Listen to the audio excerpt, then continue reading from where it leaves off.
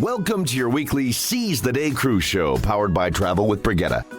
Now let's turn it over to our hosts, Karla Mesa and Julie Williams. Julie, what's the topic today? And I'm Julie Williams, along with travel agent and cruise expert Karla Mesa on the Seize the Day cruise show powered by Travel with Brigitte. And which cruise ship is right for you? There's a bunch of new ones coming out in 2026. So that's, we're going to look at which ones are worth the hype for you and which ones are right for you. So, Karla, to start with, how do we determine which cruise ship would be right for us? Yeah, definitely. That's a great question. I feel like sometimes we talk about the right cruise line for you, but even within cruise lines, they have different ships that offer different amenities. So it's still like a whole different question, right? So first and foremost, I would say it's definitely around your personality type, your vacation, the type of traveler or vacationer you are. If you're a foodie, there's definitely probably a specific ship for you. You want something that has the most restaurants, the most specialty dining, if that's what you're there for. You have your solo adventurers that prefer ships with a lot of activities so that they can, interact and meet people. Or you have your families, with younger children, and they need a ship that has a lot of amenities so that the kids don't get bored, or stuff that they can do as a family together and everyone's having a good time. Yeah. And then you have your luxury seekers. You have sometimes it's an older crowd, sometimes it's not. It's just people that really love to see the beauty in the ship and the nice restaurants and the art. Like, I've seen so many great art showcases on ships. So there's a lot of different things going on that different ships can offer you. Yeah. Okay. So what is best for, there's different kind of cruisers like you're talking about, and there's one kind that's very common. I am not one of them. I don't get it, but it's very common, and a lot of the cruise ships are kind of going towards this, and that's the thrill seeker. What would you recommend to the thrill seeker for 2026? So I kind of left that out on purpose because for 2026, thrill seekers are getting a real treat. MSC has come out with a brand new ship that will start sailing at the end of this year, in December 2026. It's called the MSC World Asia.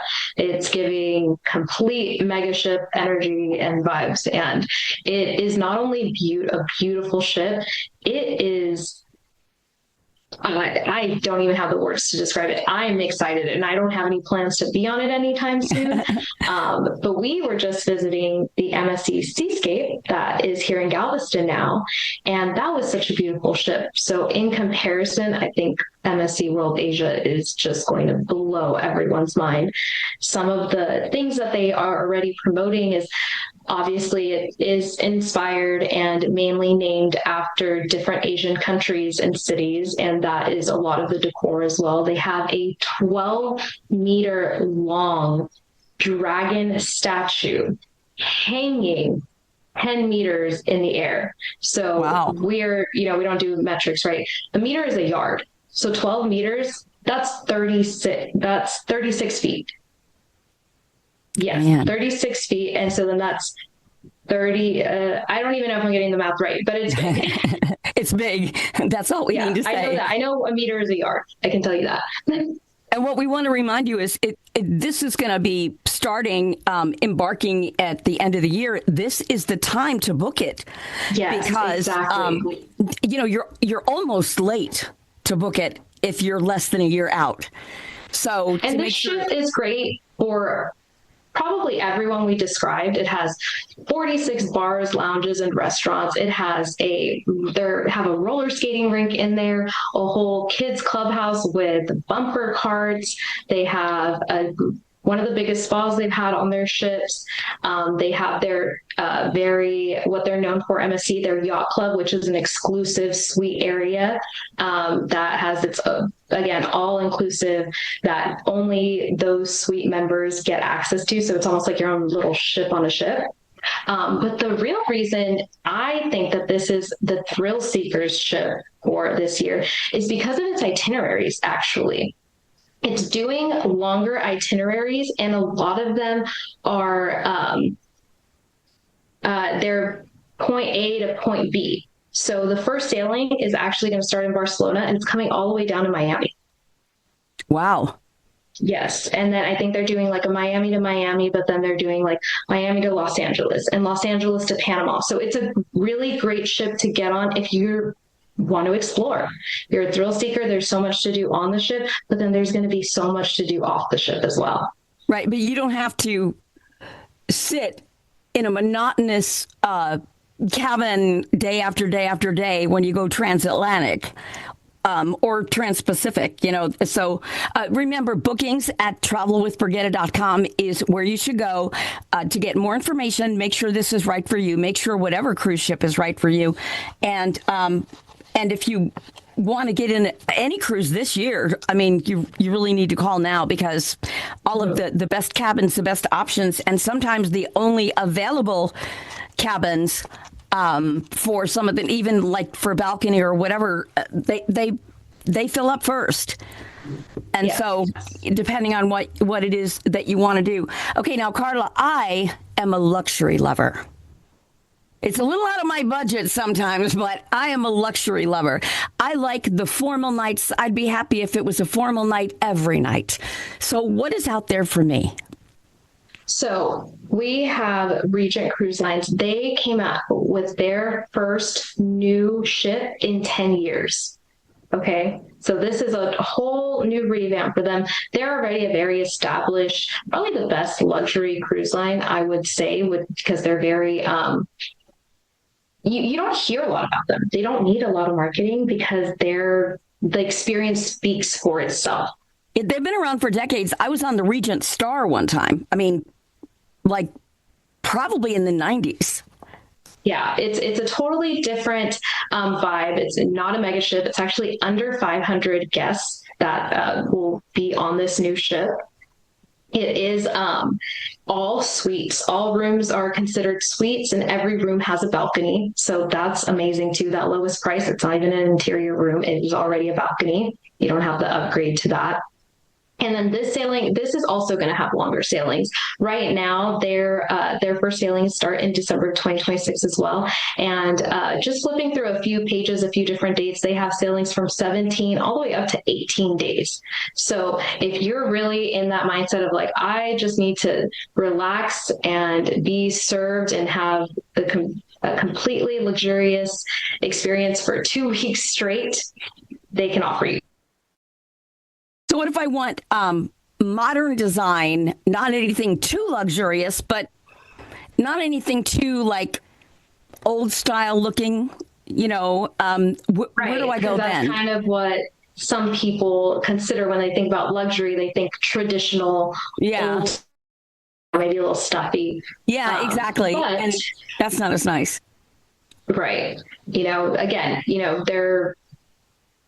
So maybe I want to go with my friends, and I really want my girlfriends. We want a spa. We want a nice room. We want, an elegant affair, but we don't necessarily want to be, grandma and grandpa.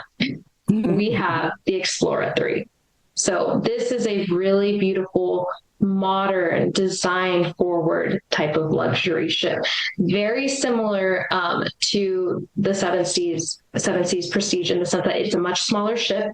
It is a yacht style ship. There's, again, less than 500 guests on board. And they have an entire area that's adults only, a pool, bar, and lounge space. That's really popular on these ships because some people do enjoy the smaller crowds when they have families and they have the means to. So it's really important for these types of ships to provide an adults only area. Mm-hmm. This ship is actually really interesting too because this might be a nice point for, Earth lovers. So to say, but this is the first LNG powered ship that there is. And so that I don't have too many details on that. I got what I could from their website, but they're expecting that that'll reduce their emissions by 80%. Wow. With just one ship. That's huge. So that's a really great, again, this modern design forward ship. Even with this small detail, I'm hoping that that's something that turns out really well for them, that works for them, and that will encourage other cruise lines to see if it'll work for them as well. Right. There's another kind of cruiser that certain cruises are a little, and that they have a lot more of they call enrichment talks, which are like educational talks about, say, a certain area. Like, for example, I've heard about people going to the Antarctic. And so it's pretty much to go to the Antarctic destination based more than being on the ship. But then they have all the classes and all the orientation, because it's, you can't just be set loose in the Antarctic. Right. But they've got all of that information and stuff. Where can people go for that type of thing? Yeah, definitely. You know what? I didn't mention that type of traveler because I don't get them often, but I can be that type of traveler. I love the idea of going to Alaska and like learning as much as you can about the area. Or there is another cruise line called Hurtington that all they do is like the fjords in Norway. And that's what you're doing. You're learning about a lot of that at the same time. So one of these cruise lines that has two new ships coming out is Viking. So again, this is all very much about the Nordic culture. Mm-hmm. So they're also small ships, but a little bigger. So these ships are going to hold about a little under 1,000 people, similar in the sense that it's, not too bad, especially if you do kind of want to get to know people or interact a little bit more. Mm-hmm. Again, it has a very yacht feel to it, yacht design. I would even say maybe like a super yacht, all balconies. And the main take from this is exactly like you said, you are actually really immersed into the culture. Like that's their whole identity of a cruise line, is being true to their roots and sharing that with the world through cruising, which was, a big part of their culture. One of the really standout points also from both of these new ships is their Nordic spas that are, they're not your typical regular spa. It's all very specific to the way that the Nordic culture used to relax and use the elements. And so that's a totally different experience that you're still learning from. Wow. Okay, there's another kind of cruiser, and I think you probably fit in this one too a little bit. Being the mother of a young child who I'm going to tell you next week is going to be 13. Okay, just FYI. Been there, done that. And what is the best one for the kids? I mean, there's the little kids, and then there's the teenagers, and the problem is you could have a family that has the tweens and the teens and the, elementary age and the toddlers, and everybody wants something different. What do you do?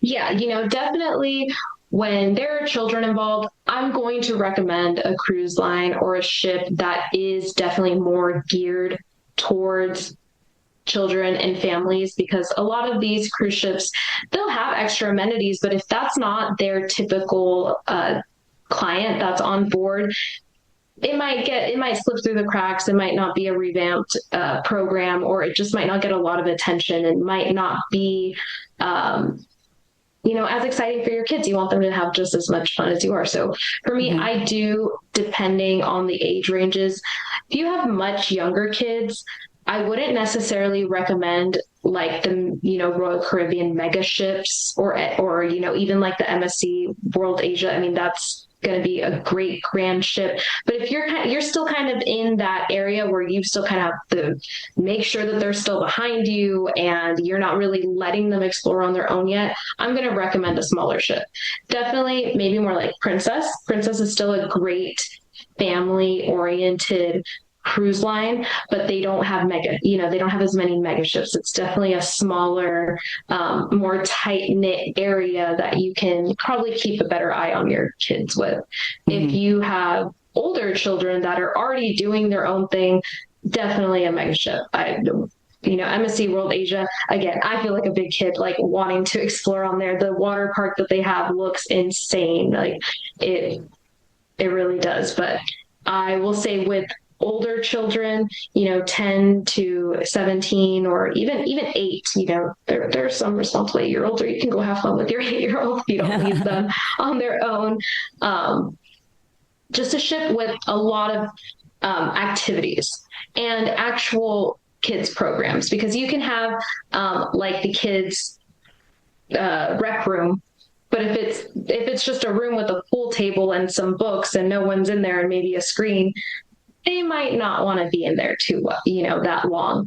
Again, we just visited the MSC Seascape, and they had a great kids club. It's all by ages, so it was separated in like 4 different age brackets, and each age bracket had its own room with its own theme and specialty, and then there was like a communal room for them. So if you have siblings that they're like, they might not be as comfortable, or maybe, the 15-year-old is responsible and they want to go check on their 8-year-old little brother, make sure he's doing okay. I've seen clubs like that at on Princess, and I was very surprised at how many there were for so many different ages. And it isn't just certain activities, but it's a room where you can go and someone else might be there and you say hi. Yeah, exactly. Very good. Exactly. Especially the teenagers, they're not quite as they're not watched with a hawk eye. Right. Okay, so we all love food, right? And cruises are known for food. But for some people, it's all about the food. I mean, literally, it's all about the food. So what do you say for them? Because I found that cruise food, in a lot of cruise lines, it just isn't what it used to be.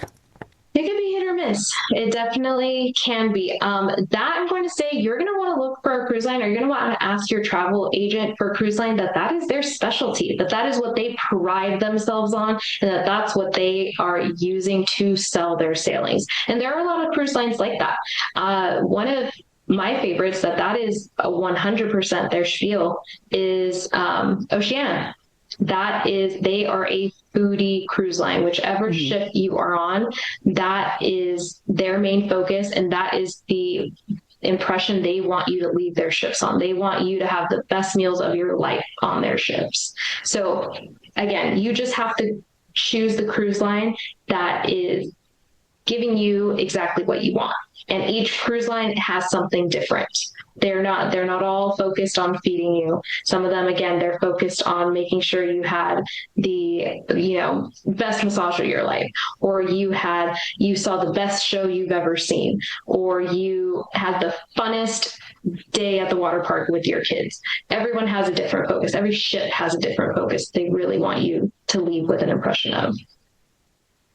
And for me, when I cruise, I typically cruise with a friend, but I'm single, and I would not mind going on a solo cruise, but I can't find one that, doesn't charge me twice as much because there's an extra bed, or, I think it's Princess has a new, club area that's just for singles, but I think they're all inside cabins, and I want a balcony. But it seems like they don't want to spare that for we menial singles or solo travelers. So what is coming up for us in 2026 that can help with, maybe not having at least so much of a single supplement that we have to pay, or having, I've gone to like a singles meeting before and nobody shows up but me. And my friend who's with me, the two of us show up and there's like, where is everybody? There's nobody there, So do you have any suggestions or any changes, anything that's coming up, any cruise lines you can think of? I haven't necessarily heard anything concrete coming out this year. I know the Norwegian Cruise Lines, they introduced solo cabins in their ships, and we were really hoping that was going to encourage other ships to do things similarly. But I think just similar to what you just said, they've come up with some hurdles, one being they're all interior. They are small, which, some people are okay with that. Some people aren't. So that's something that probably needs to be worked on, is finding maybe a more suitable area of the ship to dedicate those smaller cabins to, so that they're, don't feel like an afterthought. That was kind of my idea. I feel like they're making us the second class cruiser. You guys go sit in the back row. Exactly. Right? Exactly. I mean, it's like I'm willing to pay for a balcony cabin. I'm just not willing to pay for two people. Right. So if it's a little bit hopefully- smaller, but it's a balcony cabin, I would do that. Yeah, yeah. So hopefully we will see that, because I do think there is an influx of solo travelers. I personally haven't done it myself, but I've always wanted to. And cruising just doesn't seem like the place to start with it. But solo traveling is a huge market. A lot of people do it. So if a cruise line were to think about it and execute it correctly, there is a market for them to tap into. So hopefully we'll see that in the next few years. Yeah. We're going to be back in just a second for Karla to share how to tell if a ship is actually worth the hype.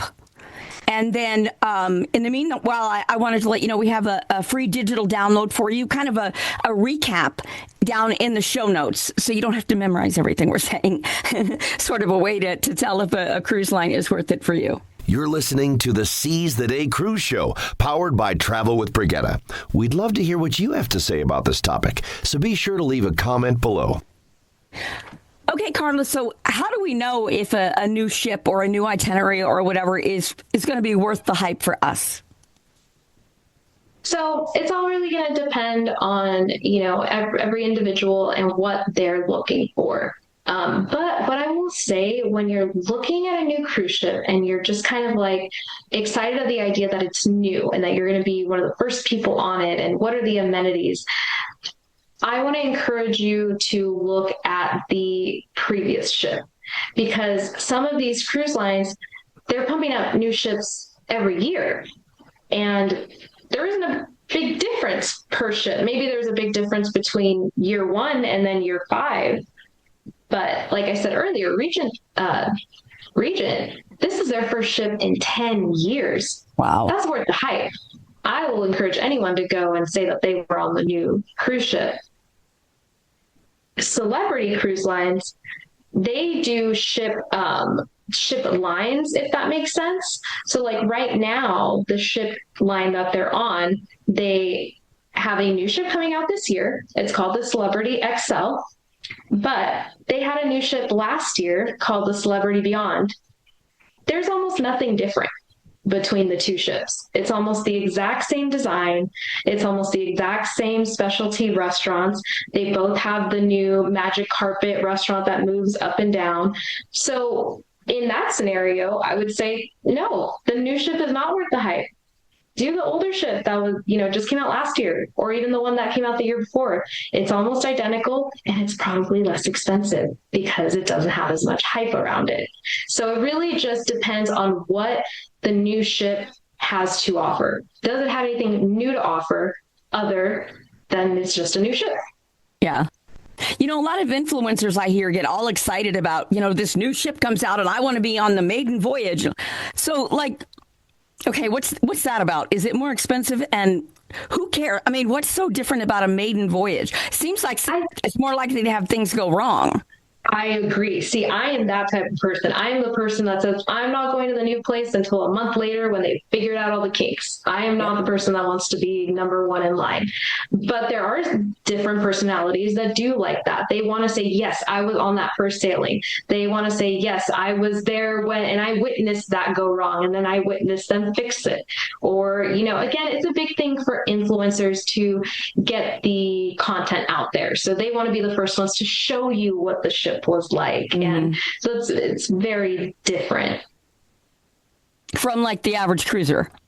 Exactly, from the average cruiser. Again, if it's something where that's like that's part of your personality, where you like to be the first one there, you like to have the first experience, you like to share with people, and be the one to say, oh yeah, I did that already, and I can let you know how it was. You have all those people that wait in line for the new iPhone type of thing. Like, different personalities. That's right. Hey, we would love your input. Let us know what kind of cruise personality are you? Share the comments below. Let us know, like, your travel personality. Are you the foodie, the thrill seeker, the luxury lover, the family first person, the solo adventurer, the highbrow history buff, whatever. We would love to hear who you are, because we're all so different. We cross over a little bit, but we are all so different. We're Karla and Julie on the Seize the Day Cruise Show, thank you for joining us this week. On behalf of the entire team at the Seize the Day show and also at Travel with Brigitte, and until next time, we encourage you to seize the day. Thank you for joining us today on the Seize the Day Cruise Show, powered by Travel with Brigitte. If you enjoyed today's episode, you know the drill. Like, subscribe, and share. And don't forget to add your own 2 cents below. By the way, you can book a cruise 24/7 at bookings@travelwithbrigitte.com. Let us show you how we can get you a better value than you'd get on your own. And join us again next week on the Seize the Day Cruise Show.